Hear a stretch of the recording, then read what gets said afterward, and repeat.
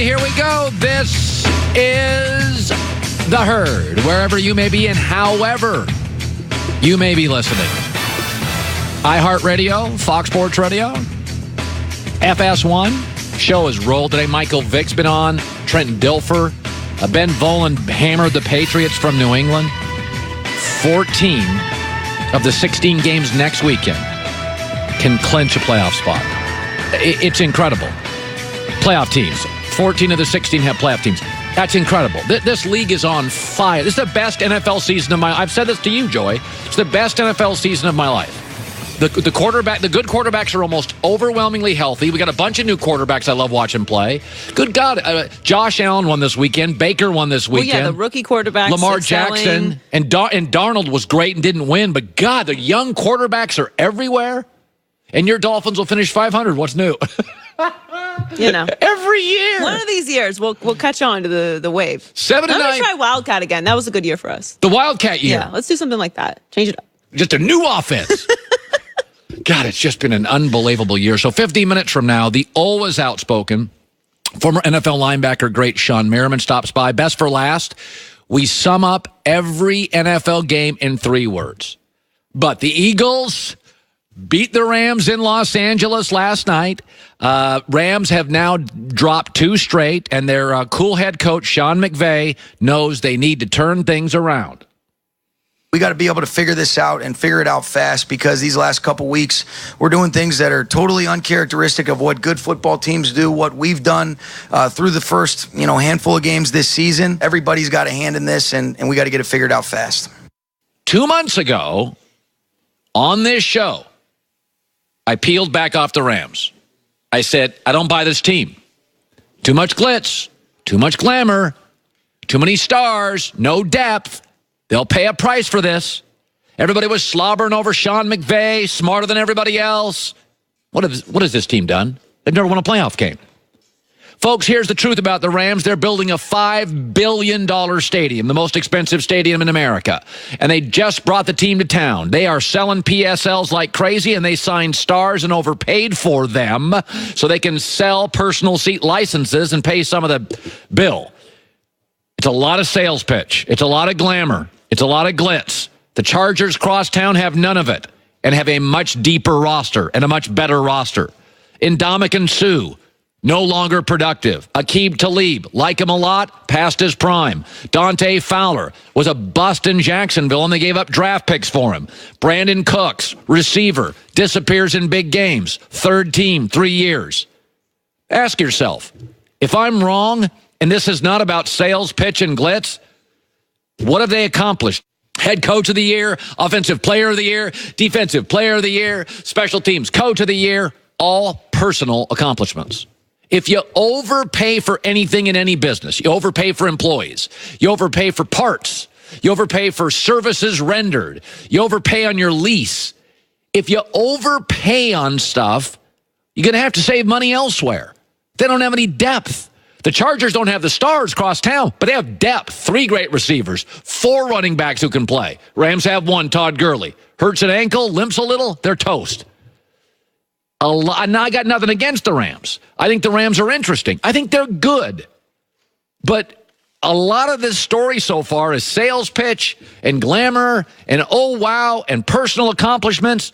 December and January in the NFL, okay, attrition sets in. Who's good right now? The Bears. The Bears have 1 star player and a bunch of good, cheap, young players in depth. Baltimore. Who are Baltimore's stars? They got a lot of depth. Chargers. I mean, their star? Phillip Rivers? I mean, Bosa's a good player, but he didn't play for like 2.5 months. This is the time of the year when you need depth, and that overpaid, marginally productive stars aren't worth it. I think the Rams actually are very lucky. They're in a division where Arizona's in a complete rebuild, and San Francisco lost their quarterback and is in a rebuild. In Seattle is in a marginal rebuild, but they're still in a rebuild. Okay? So can they turn it around? I think this is their reality. They have a $5 billion stadium. They're brand new to town in a very competitive market with the Dodgers and LeBron and the Lakers and a lot of college teams, and they got to sell PSLs, and they got a $5 billion stadium, and they overpaid for a lot of guys you've heard of, and Ndamukong Suh, Aqib Talib, Brandon Cooks was on the Saints, it was on the Patriots, he was in playoff games. In the end, they got no depth. All right, let me shift gears to this.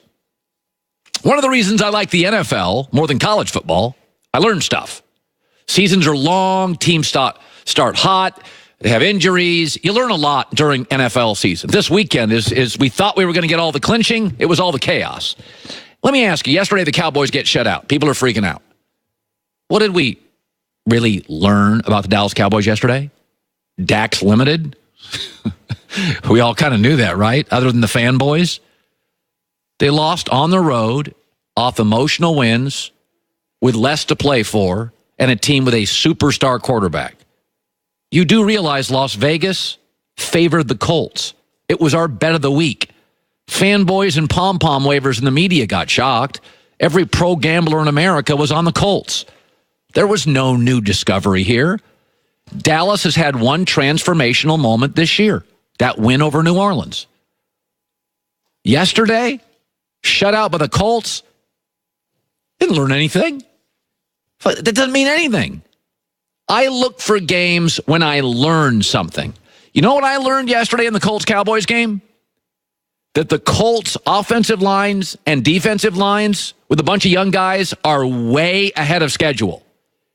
Like, this is a rebuilding year for the Colts. We didn't even know if Andrew Luck's soup bone was good. It was rebuild the O-line, rebuild the D-line, and then they'll have a bunch of cap space. Oh, hell. Yesterday, I'm watching that game. I'm watching their O-line, running lanes wide open. I'm watching their D-line, big pressure on Dak. That's the only thing we learned yesterday, that Indianapolis is ahead of schedule on their rebuild. By the way, the Colts have now shut out and dominated a division leader, Cowboys, and then snapped an 8-9 game winning streak with another division leader, Texans, the week before. Don't get caught up in the shutout. Excuse me, but didn't the Colts get shut out 3 weeks ago? We didn't learn anything in that game. When the Colts got shut out by the Jags, I didn't even talk about it. Why? Was Andrew Luck suddenly no good? They were on the road against a talented defense, coming off some emotional wins.